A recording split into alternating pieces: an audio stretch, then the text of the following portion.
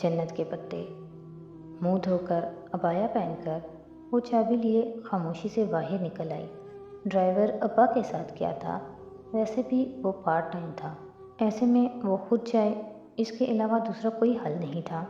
इस्लामाबाद की खूबसूरत साफ़ सुथरी सड़कें खाली पड़ी थीं। अभी रात बाकी थी। स्ट्रीट पोल्स की जर्द रोशनी सड़क को जगमगा रही थी। एयरपोर्ट पर पहुंचकर उसने जहान को कॉल करके आने का पैगाम दिया। उसका तुर्की का नंबर रोमिंग पे था। अस्सलाम वालेकुम। चंद ही मिनट बाद वो दरवाज़ा खोलकर फ्रंट सीट पर बैठा। एक चमड़े का भूरा दस्ती बैग अपने कदमों में रखा और सीट बेल्ट पहनने लगा। वालेकुम सलाम। इग्निशन में चाबी घुमाते हुए हया ने ज़रा निगाह फेर कर उसे देखा। वो स्याह पैंट पे आधे आस्तीन वाली ग्रे टी शर्ट पहने हुए था।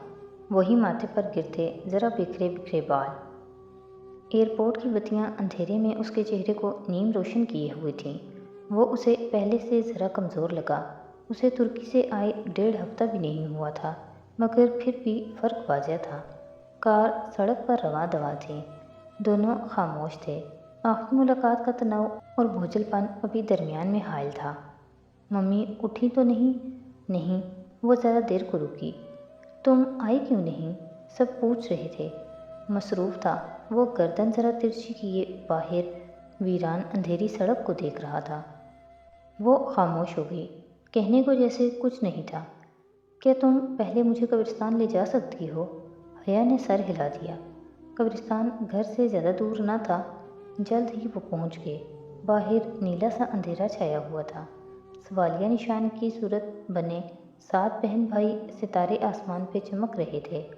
फूफा की कब्र आपके दादा की कब्र के साथ ही है, हया ने उसे बताया। अहाते में जहान के वालिद और दादा की कब्रें दाखिली दरवाजे के साथ ही एक तरफ थीं। एक तरफ उसके दादा की कब्र पे साया कर रहा था। वो सीने पर बाजू लपेटे कब्रिस्तान के दरवाजे पर ही खड़ी हो गई। यहाँ से वो जहान को बासानी देख सकती थी। जहान आहिस्ता आहिस्ता कदम उठाता दोनों कब्रों के पास आया। फिर धीरे से वो सिकंदर शाह की कब्र के सामने घुटनों के बल बैठ गया। दोनों हाथ दुआ के लिए उठाए। अब वो दुआ मांग रहा था। हया उसके अकब में थी, सो उसका चेहरा नहीं देख सकती थी। दुआ के बाद वो काफ़ी देर सर झुकाए एक पंजे के बल कब्र पर बैठा रहा। उंगली से वो मट्टी पर लकीरें खींच रहा था। फिर जब वो उठा तो हया जाने के लिए पलट गई। घर आकर वो अंदर दाखिल हुआ तो हया ने आहिस्तगी से लाउंज का दरवाज़ा बंद किया और 2 उंगलियों से निकाब नीचे खींचते हुए उतारा। तुम आराम कर लो, मैं ऊपर कमरा दिखाती हूँ, वो अजनबी से अंदाज में कहती सीढ़ियाँ चढ़ने लगी। जहान खामोशी से उसके पीछे ऊपर आया। दस्ती बैग हाथ से पकड़कर कंधे पर लटका रखा था। हया दरवाज़ा खोलकर एक तरफ को खड़ी हो गई। साफ सुथरा था गेस्ट रूम। कुछ खाओगे? उसने चौखट पर खड़े किसी रस्मी मेज़बान के लहजे में पूछा। जहान ने बैग बेड पे रखा और साथ बैठा। बस एक कप चाय, मेरे सर में दर्द है। वो झुककर जॉगर्स के तस्मे खोल रहा था। वो उल्टे कदमों वापस पलटी। चंद मिनट बाद जल्दी जल्दी से चाय बना कर लाई। वो बेड पर नीम दराज आंखों पे बाजू रखे हुए था। चाय उसने कप साइड टेबल पे रखा। वो हिला तक नहीं। जहान, मगर वो सो चुका था। हया की निगाहें उसके पाँव पे फिसलीं।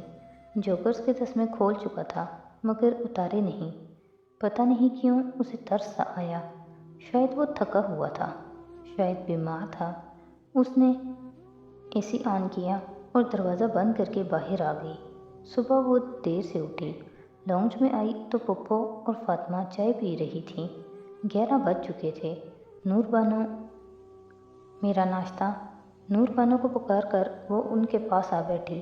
फातिमा लाहौर वालों का तज़किरा कर रही थी। आप लोग कब आए? सुबह 8 बजे पहुंच गए थे। तुम सो रही थी, फातिमा मुस्कुरा कर कहने लगी। अच्छा। जहान उठ गया क्या? हया की निगाह सीढ़ियों के ऊपर फिसली तो यूं ही लबों से निकला। वो दोनों एकदम उसे देखने लगी। जहान? ओह, वो एकदम सीधी हुई। वो सुबह पहुंच गया था, ऊपर कमरे में है। आपको नहीं पता चला? नहीं, वो आ गया। सबीन सिकंदर के चेहरे पे एकदम चमक सी उभरी, खुशगवार सी हैरत। वो बाप के जनाजे के तीसरे दिन पहुंच रहा है, मगर इधर कोई नाराज़गी नहीं। जी, मैं देखती हूँ। वो खुद ही उठ आई, ऊपर उसके कमरे का दरवाज़ा खोला तो यख बस्ता हो चुका था। एसी तब का ऑन था। उसने जल्दी से एसी बंद किया और पंखा चला दिया। जहान उसी हालत में जूतों समेत लेटा था, आंखों पर बाजू रखे। वो शायद नींद में भी किसी को अपनी आंखें नहीं पड़ने देना चाहता था। साइड टेबल पे धरी चाय पुरानी और ठंडी हो चुकी थी।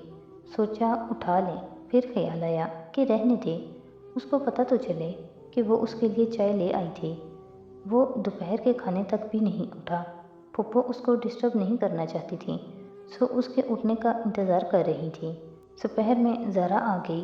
मौसम अच्छा था, दोनों ने शॉपिंग प्लान कर ली। मगर जब वो अबाया पहनकर बाहर आई तो फिर से एक्शन रिप्ले शुरू हो गया। तुमने अबाया कब से लेना शुरू कर दिया?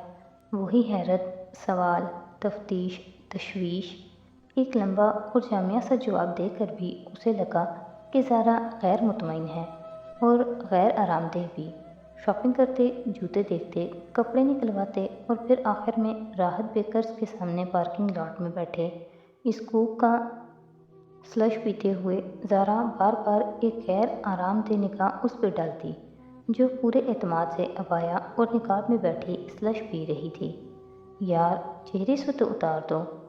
ज़ारा, मेरा ना दम घुट रहा है, ना ही मैं मरने लगी हूँ। मैं बिल्कुल कंफर्टेबल बैठी हूँ। अगर तुम नहीं हो तो बता दो। वो एकदम बहुत संजीदगी से कहने लगी। वो हया सुलेमान थी। वो आयशा गुल की तरह हर बात नरमी से सह नहीं जाने वाली थी। जब वो अपने ज़माना जहालियत के लिबास पर किसी को बोलने का मौका नहीं देती थी, तो अब निकाब पर क्यों किसी को बोलने का मौका दे? सिर्फ हिजाबी लड़की सब्र क्यों करे? उसकी राय में बहुत ज़्यादा चुप रहने को भी कमज़ोर समझा जाता था। नहीं नहीं, मैं तो तुम्हारे लिए कह रही थी। ज़ारा ज़रा बौखला गई थी। वो सर झटक कर स्लश पीने लगी। बाहर पार्किंग लॉट में चंद माह पहले के मनाजिर अब भी रकम थे। डॉली उसे सबसे पहले उसी जगह मिला था। मेजर अहमद यानी पिंकी से मिलकर उसे जो उलझन हुई थी, वो पिंकी कैसे बना, अब वो ख़त्म हो गई थी। वो तो उसकी जॉब का हिस्सा था। पता नहीं वो ये बात पहले क्यों नहीं समझ सकी। वो वापस आई तो दिल ज़रा बोझल था। ज़ारा और उसका मदार अब मुख्तलिफ हो गया था। पता नहीं डीजे अगर होती तो कैसा रद्द-ए-अमल देती। अब अजनबी का टैग जो पेशानी पर लग गया था। लाउंज में सब बड़े बैठे थे, ताया ताई, अब्बा अम्मा और पप्पो, और सामने एक सोफे पर संजीदा सा बैठा जहान। वही सुबह वाले कपड़े, मगर बाल गीले थे। शायद अभी अभी फ्रेश होकर नीचे आया था। वो सलाम करके अपने कमरे की तरफ बढ़ गई। दरवाजे पर पहुंचकर उसे लगा कि वो उसे देख रहा है। उसने बेइख्तियार पलट कर देखा। जहान ताया फुरकान की तरफ मुतवज्जे था। वो उसे नहीं देख रहा था। वो सर झटक कर अंदर आ गई। दोबारा उसकी जहान से मुलाकात रात के खाने पर हुई। वो ज़रा देर से डाइनिंग टेबल पर पहुंचा था। अब्बा मरकज़ी कुर्सी पे थे। हया फातिमा के साथ एक तरफ थी। जहान ने जो कुर्सी खींची वो हया के मद्दे मुकाबिल थी, मगर वो उसे नज़रअंदाज कर रही थी। वो भी यही कर रहा था, बल्कि वो दोनों शायद हमेशा से यही करते आ रहे थे। कितनी छुट्टी है तुम्हारी? अब्बा खाने के दौरान पूछने लगे। वो सर झुकाए कांटे से सलाद का टुकड़ा उठाते हुए बोला, कुछ कंफर्म नहीं है। छुट्टी कैसी? अपना रेस्टोरेंट है इसका, बल्कि पाशा का। उसने तल्खी से सोचा। 1 डेढ़ हफ्ता तो हूँ, फिर शायद चला जाऊँ। मम्मी को यहीं अपार्टमेंट ले दूँगा। हया ने चौंक कर सर उठाया। फूफो, आप यहीं रहेंगी? उसके चेहरे पे खुशगवार सी हैरत उमड़ आई थी। सबीन फूफो ने हल्की सी मुस्कुराहट के साथ सर इस बात में हिला दिया। सिर्फ सिकंदर के लिए वहाँ थी, अब इधर रहने का जवाज़ नहीं है। तो जहान, आप भी यहीं शिफ्ट हो जाओ। फातिमा ने ज़रा दबे दबे से जोश से कहते हुए एक नज़र सलमान की तरफ देखा, जो ज़रा उम्मीद से जहान को देखने लगे। वही बेटी को करीब रखने की ख्वाहिश। और अपार्टमेंट की क्या ज़रूरत है, यही घर है सबीन का। जहान हल्का सा मुस्कुराया। वो पूरे दिन में पहली दफ़ा मुस्कुराया था। रहने दे मामी, میرے نصیب میں پاکستان میں رہنا لکھا ہی نہیں ہے۔ اس کی آواز میں کچھ تھا کہ حیا ہاتھ روک کر اسے دیکھنے لگی۔ وہ سر جھکائے کھانا کھا رہا تھا، مگر چہرے پہ وہی مسکراہٹ، وہی چمک تھی جو وہ کبھی کبھی اس کے چہرے پہ دیکھا کرتی تھی، خاص موقعوں پہ، خاص باتوں پہ۔ خیر، کبھی وہ اس کی وجہ بھی جان لے گی۔ وہ دھیرے سے سر جھٹک کر کھانا کھانے لگی۔ صبح فجر پڑھ کر سونے کی بجائے وہ اوپر آ گئی۔ جہان کے کمرے کے سامنے سے گزرتے ہوئے ایک نظر اس نے بند دروازے پہ ضرور ڈالی تھی۔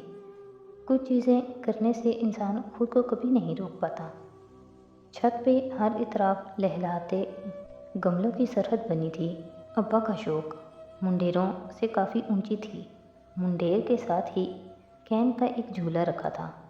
اس خوبصورت صبح میں وہ جھولے پہ آ بیٹھی اور گردن موڑ کر منڈیر کے سوراخ سے باہر دیکھا۔ منڈیر اس کے سر سے اونچی تھی، مگر ڈیزائن کے طور پر بنے بڑے بڑے سوراخ سے نیچے کالونی اور سڑک صاف نظر آتی تھی۔ وہ یوں ہی ترچھی ہو کر بیٹھی کالونی میں اترتی صبح دیکھے گئی۔ ہر سو خاموشی اور تازگی تھی۔ کبھی کبھی پرندوں کے بولنے کی آواز آ جاتی یا پھر کسی کے بھاگنے کی۔ وہ ذرا چونکی۔ دور سڑک پر کوئی بھاگتا آ رہا تھا۔ ٹریک سوٹ میں ملبوس جاگنگ کرتا شخص۔ ایک لمحہ لگا تھا پہچاننے میں۔ جہان؟ وہ حیران ہوئی۔ وہ کب اٹھا، کب گھر سے نکلا، معلوم نہیں۔ وہ اسے دیکھتی رہی۔ جہان اب گھر کے سامنے سے گزر کر مخالف سمت دوڑتا جا رہا تھا۔ وہ گردن پوری موڑ کر اس کو دیکھے گئی۔ چند قدم دور وہ رکا اور ٹھٹک کر پیچھے سڑک کو دیکھا، جیسے اسے محسوس ہوا کہ کوئی اسے دیکھ رہا ہے، مگر وہ سڑک پر ہی دیکھ رہا تھا، اوپر نہیں۔ وہ جلدی سے جھولے پر سے اٹھی اور اندر دوڑ گئی۔ وہ پھر سے پکڑے نہیں جانا چاہتی تھی۔ سبز ٹیولپ، پھولوں کی مارکیٹ اور وہ دکاندار، اسے سب یاد تھا۔